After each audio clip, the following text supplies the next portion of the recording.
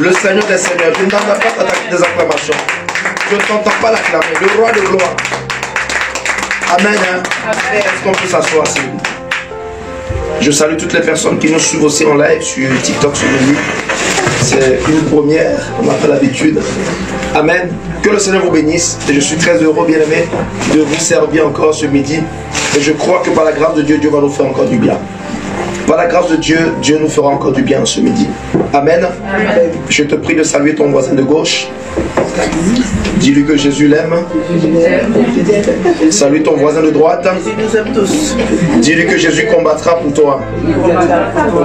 Si tu as un voisin derrière, dis-lui que Jésus revient bientôt. Amen. Acclamons Jésus-Christ. Je bénis toutes les personnes qui nous suivent ce midi en live. Que la grâce et la faveur de Dieu reposent sur vous. Que le Seigneur vous bénisse, qu'il vous fasse du bien. Bienvenue à Atmosphère de prière. Bien-aimés, nous allons prendre notre passage avec lequel nous allons prier ce midi dans le livre de Deutéronome 28. Deutéronome 28, le verset 8. Deutéronome 28, verset 7 et verset 8. Deutéronome chapitre 28, les versets 7 et les versets 8. Je lis la parole de Dieu. L'Éternel te donnera la victoire sur tes ennemis qui s'élèveront contre toi. Ils sortiront contre toi par un seul chemin et ils s'enfuiront devant toi par 7 chemins. L'Éternel ordonnera à la bénédiction d'être avec toi dans tes greniers et dans toutes tes entreprises. Il te bénira dans le pays que l'Éternel ton Dieu te donne. Acclamons la parole du Seigneur. Bien-aimé dans le Seigneur, j'aimerais simplement te dire que quand Dieu parle dans sa parole, quand tu lis la parole de Dieu et ce que nous venons de lire, Dieu n'est plus en train de parler au peuple du passé, d'avant. Dieu n'est plus en train de parler à Israël. Mais il faut que tu comprennes que c'est de toi qu'il s'agit. Est-ce que je parle à quelqu'un? Quand Dieu parle dans Deutéronome 28, certes à 8, qui leur donnera la bénédiction d'être avec toi. Il n'est pas en train de parler d'Abraham. Mais là, maintenant, dans cette saison, il est en train de parler de toi et de moi.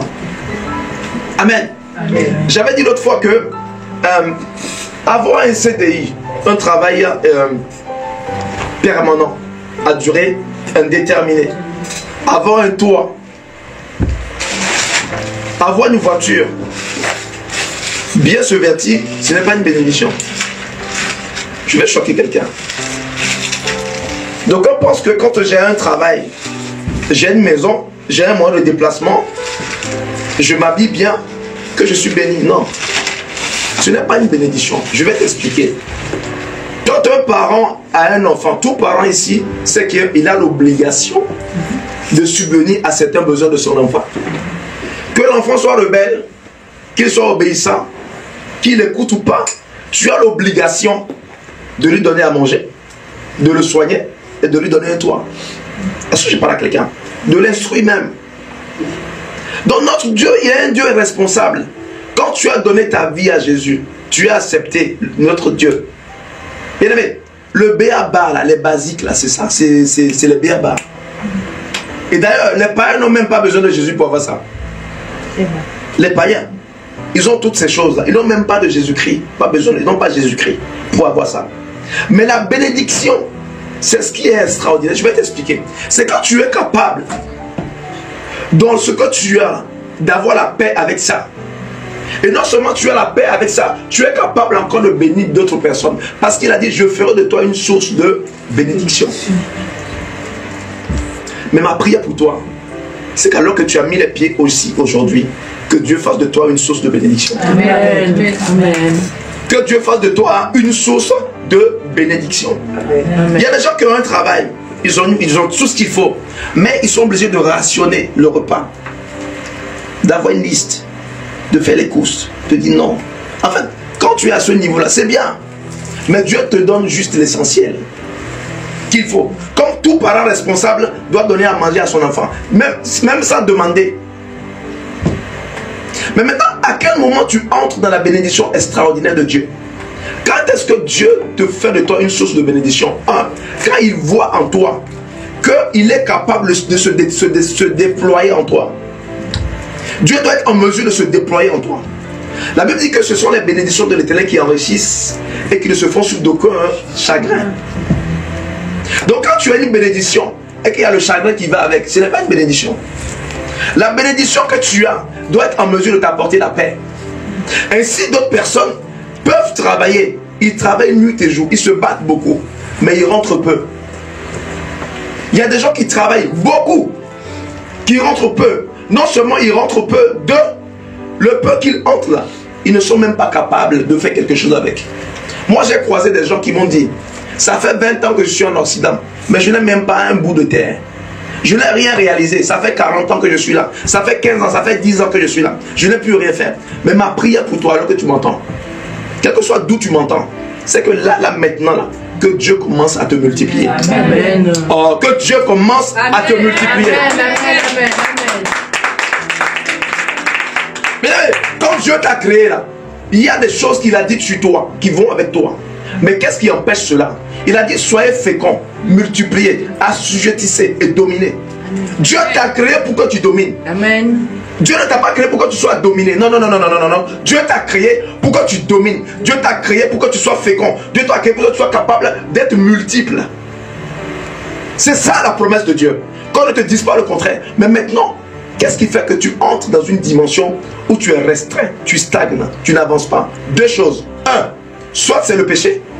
Deux, soit ce sont les malédictions de famille.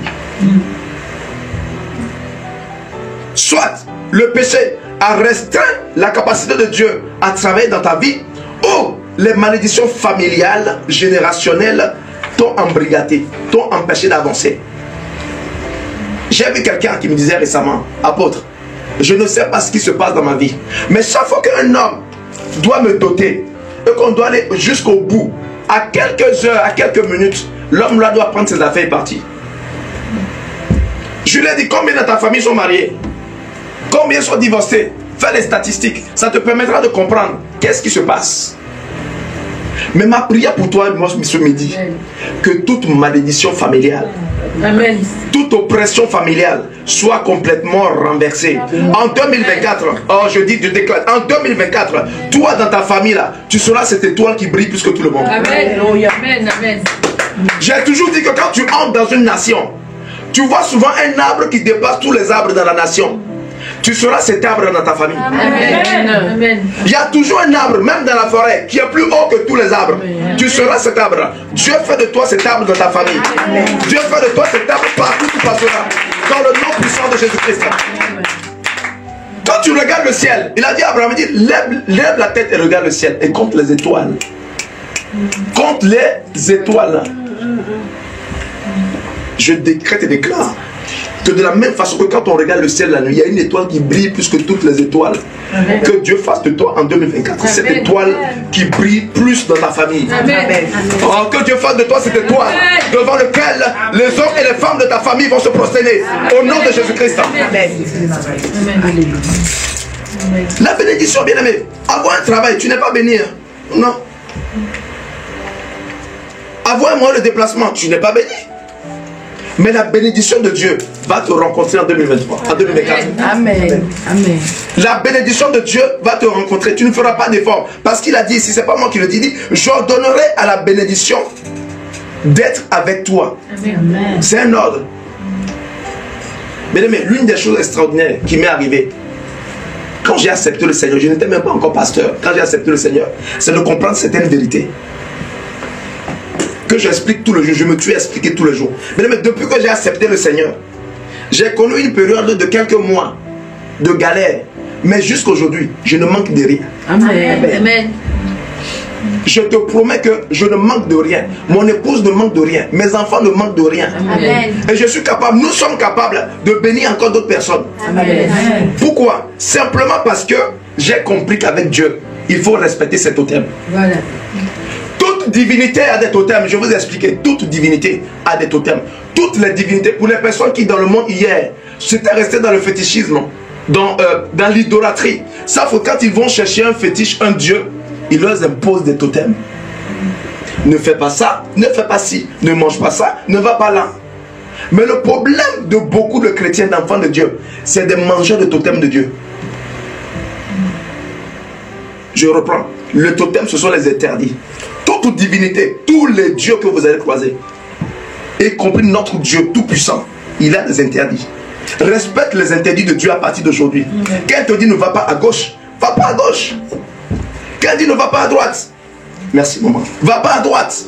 Quand il dit va tout droit, va tout droit. Et tu verras la manifestation de la puissance de Dieu.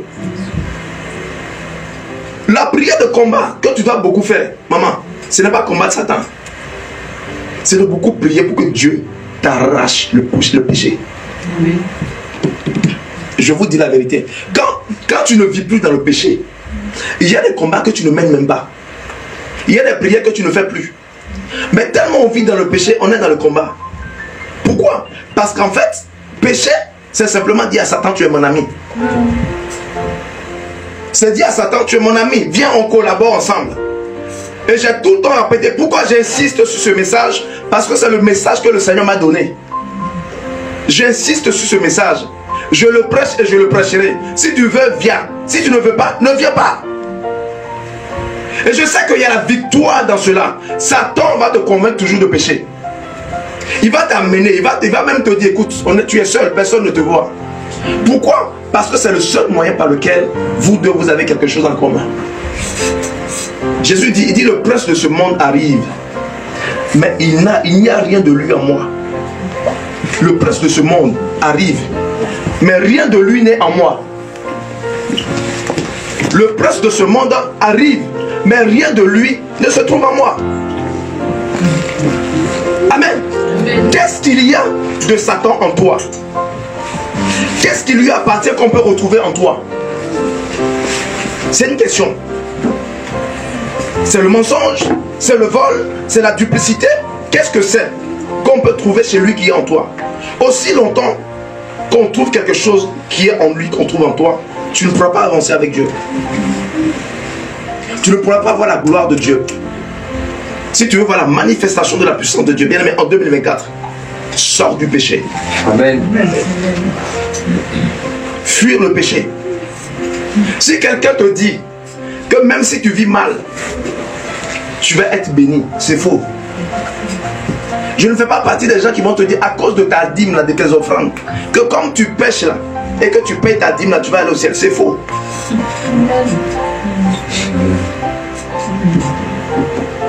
Comme tu pêches, tu vis mal, mais tu auras au ciel quand même. Parce que ta dîme que tu amènes et tes offrandes sanctifient l'argent que tu as volé. C'est faux. L'offrande ne sanctifie pas l'argent de la prostitution. L'argent que tu as volé là, l'argent, la dîme que tu donnes, l'offrande ne sanctifie pas ça. Nous devons bien aimer marcher droit avec Dieu. Amen. Nous devons marcher droit avec Dieu. Dieu nous a créés pour que nous régnions. Il nous a créés pour que nous dominions. Il nous a créés pour que nous puissions nous multiplier. Mais qu'est-ce qui freine ça? J'ai donné les deux cas. Un, soit c'est le péché parce que tu vis dans le péché, tu es un collabo de Satan, tu manges avec lui. Ou ce sont les malédictions familiales. Les liens familiaux. Parce que dans ta famille, personne n'a jamais réussi. Dans ta famille, personne n'a jamais entrepris ce que tu es en train d'entreprendre. Si personne ne l'a jamais fait, tu vas rencontrer des obstacles. Mais ma prière pour toi qui me suis ce midi, c'est que la grâce et la faveur de Dieu, que l'œuvre de la croix de Jésus-Christ parle en ta faveur. Amen. Parle en ta faveur. Et que les liens familiaux, les hôtels familiaux qui t'ont combattu jusqu'aujourd'hui se taisent au nom de Jésus-Christ. Bien aimé, Jésus revient. Jésus revient. Jésus revient, ce n'est pas une fable, c'est une vérité. Jésus revient là, ce n'est pas un slogan. Tellement nous n'entendons plus ce message dans nos églises, nous avions pensé que c'est passé aux oubliettes. Jésus revient et nous serons surpris. Amen. Amen. Jésus revient. Oh, Jésus revient, bien aimé. Jésus revient, Jésus revient. Et je nous ai souvent dit que l'une des choses qui aurait pu être difficile à Jésus, c'était de mourir et de ressusciter. S'il a dit, détruisez ce temple, et je le relèverai en 3 jours, et qu'il a relevé le temple de son corps, bien aimé, ce n'est pas venir là qui est compliqué. Amen. Amen. Donc nous devons croire que celui qui a dit je mourrai, je ressusciterai, quand il a dit je m'en vais et je reviens, croyons qu'il va revenir. Amen. Amen. Mais dans quel état nous trouvera-t-il? Dans quel état trouvera-t-il l'église? Dans les folklores? Dans les fables? En quoi il nous trouvera-t-il? Jésus revient. Et c'est tellement aberrant que l'église que nous sommes, l'épouse que nous sommes, nous n'avons même pas soif de son retour. Une épouse qui a un époux qui est parti en voyage et qui n'est pas soucieuse de son retour. Chérie, quand est-ce que tu reviens? Chérie, non, tu peux même rester là-bas, hein. Prends 2 mois en plus. Ne viens pas maintenant, parce que je m'occupe de mes affaires. C'est ça l'église, notre église d'aujourd'hui. Nous n'avons pas soif du retour de Jésus. Nous ne sommes pas pressés de tomber dans ses bras, de lever avec lui, de faire une histoire d'amour, de vivre l'amour avec le Christ. Tu ne peux pas, bien-aimé, tu ne peux pas, tu l'entends comment? Depuis quand tu as entendu Dieu te parler? Depuis quand tu as entendu le Christ te parler? Quelle est ton intimité avec lui? Quelle est ta relation avec le Christ?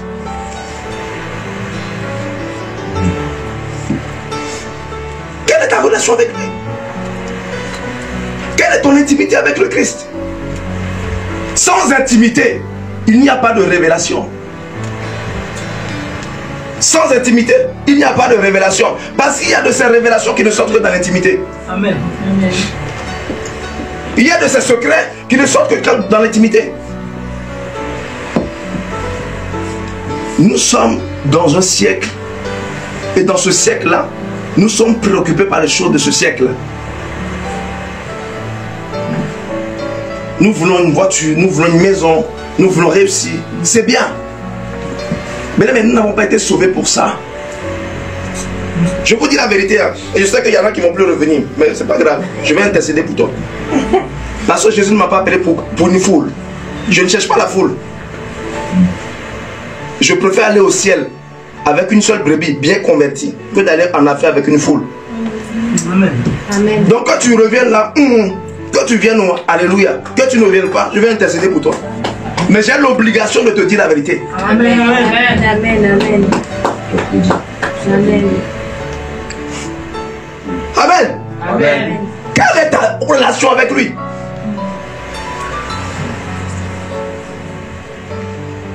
Nous sommes dans un siècle où les gens ne veulent, on veut plus entendre la vérité. Les gens ont la démangeaison d'entendre des fables. Ils se sont fait une foule de prophètes. Ils les suivent. Les fables. Il y a beaucoup de Victor Hugo maintenant et Jean Lafontaine. Il n'y a pas, bien aimé, je vous dis la vérité, il n'y a pas de bénédiction sans une relation profonde avec le Christ. C'est lui qui bénit. C'est pour ça qu'il y en a qui viennent me voir, je veux la délivrance. Je dis, hey, mon ami, moi je ne délivre pas les gens. Je suis un canal par lequel Jésus passe pour délivrer. Pour que tu sois délivré, il faut être en connexion avec celui qui délivre. Amen. Amen. Tu vis mal, tu vis dans le péché, tu es dans la fornication, la masturbation, l'adultère, le vol, le mensonge, tout ça là, on te trouve dedans. Mais tu cherches la délivrance. Tu cherches la bénédiction. Si tu vis mal et que tu as reçu une grande bénédiction, je vais t'expliquer, hein, ça ne vient pas de Dieu. Ça vient des dieux de ton père avec lesquels il a fait les alliances là. Les dieux de serpents, les génies dans les forêts là. Ce sont ces bénédictions là qui viennent chez toi. C'est pas Dieu d'Abraham, d'Isaac et de Jacob là. Il ne bénit pas les gens qui sont dans la fausseté. Tu fraudes. Titre de transport même, voilà, tu passes derrière les gens dans les portes. C'est la vérité, hein, c'est très répandant. Acclame Jésus, acclame Jésus, acclame. C'est du vol. Moi j'étais choqué de voir aujourd'hui sur les réseaux sociaux une jeune fille qui était tellement à l'aise de dire qu'elle là, elle va voler à Auchan. C'était normal. Comme c'était, et puis les gens rigolent, je dis mais hey, malédiction de ça. Ouais. Tu fraudes, tu mens. Les titres de transport là, tu as fait jusqu'à RATP même est tombé en panne. SNCF même là, ils sont tombés en faillite. Tu fraudes. Si on regarde la liste des fraudeurs là, spirituellement tu fais partie d'eux. Mais que Jésus te délivre. Oh, que Jésus te délivre. Je suis délivré déjà moi. Amen.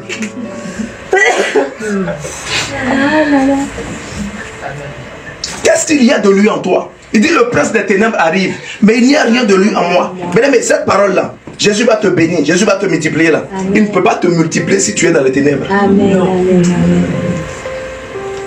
Est-ce qu'on peut acclamer Jésus? Amen.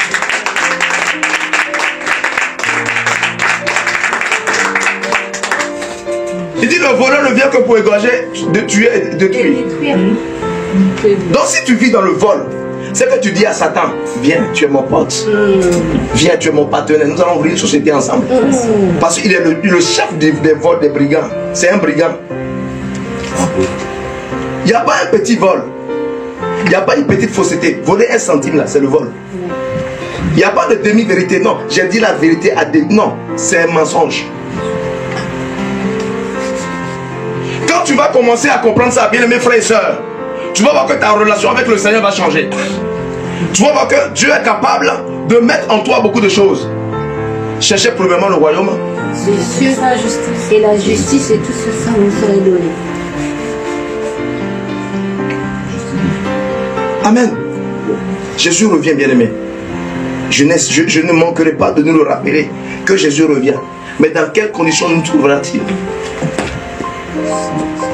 Est-ce qu'il va te trouver en train de forniquer?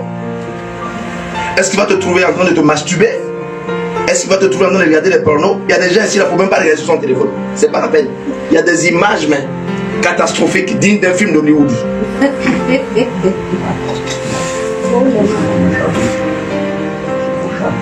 Amen. Donc ces choses-là, nous devons sortir dedans. 2024, si tu vis dans le péché, ta vie ne sera que la suite des mauvaises choses de 2023. On va te souhaiter bonne année, meilleurs vœux. Mon frère, vœux là, ça ne veut rien dire. Entre toi et moi, ça ne veut rien dire. Bonne année, meilleurs vœux, vœux réciproques, santé, de fer, machin, longue vie, bénédiction, beaucoup d'argent. Sans beaucoup travailler. Il y en a même qui disent ça aussi. Oui, beaucoup d'argent. C'est important le travail. Amen. Donc, sans une vie de sanctification, tu ne verras pas Dieu. Acclame le Seigneur.